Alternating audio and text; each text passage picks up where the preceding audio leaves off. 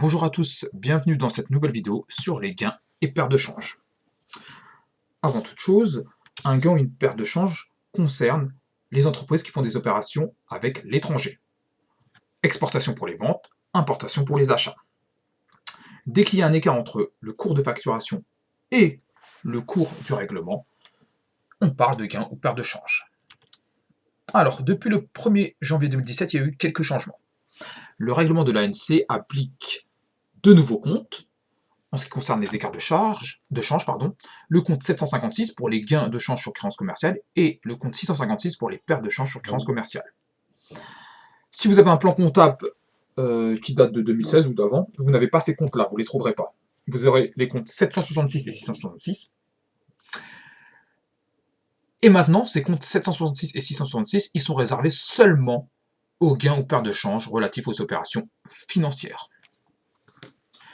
On va faire des petites applications. La société Power vend le 15 avril N des marchandises pour 1000 $. Le règlement s'effectue à 30 jours.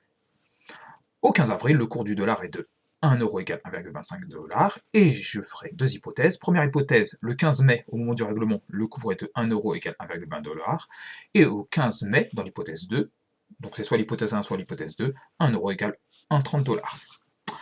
On y va pour l'enregistrement de la vente. Alors, 1 euro égale 1,25 $, il y a 1000 $, donc 1000 fois 1 divisé par 25, ça nous fait 800 euros. J'ai juste fait un petit produit en croix, 1 fois 1000 divisé par 1,25 $.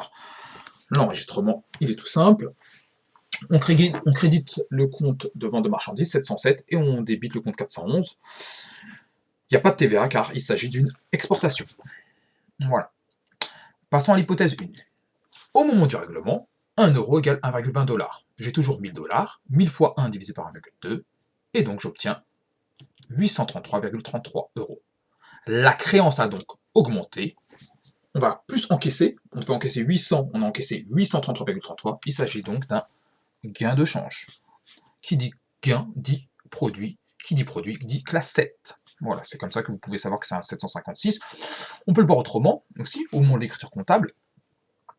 Donc, première chose, c'est la méthode que je vous conseille, vous soldez votre compte de tiers. Ici, le compte 411, on le met au crédit. Je vous rappelle qu'il était au débit lors de la vente, donc il passe au crédit, il est soldé. Ensuite, je mets ma banque. Ma banque, j'ai encaissé 833,33, et donc la différence, c'est un gain de change pour 33,33.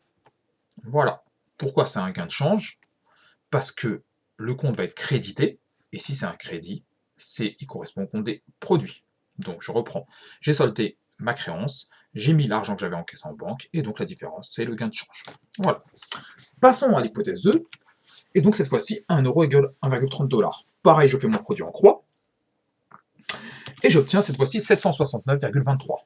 Donc, je devais encaisser 800, finalement j'en encaisse que 769 euros, donc c'est une perte de change. La créance a diminué, il s'agit d'une perte de change.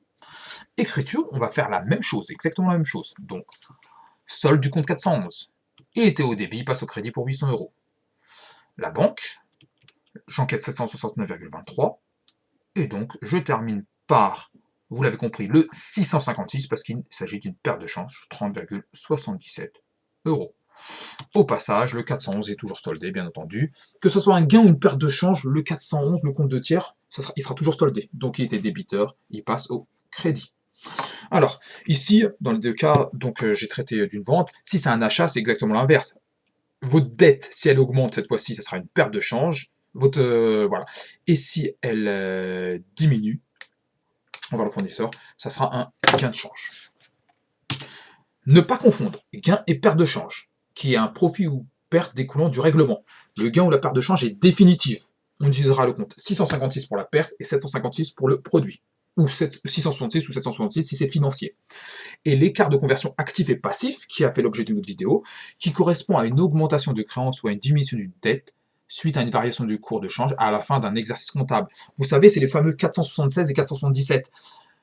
C'est en fait, vous avez vendu, par exemple de la marchandise, à la date d'inventaire, le cours de change, il évolue, mais cette fois-ci, c'est pas définitif. Donc, cette fois-ci, on ne peut pas enregistrer un produit ou une perte définitive. On va passer par les comptes 476, 477. Donc, il ne faut pas confondre les deux.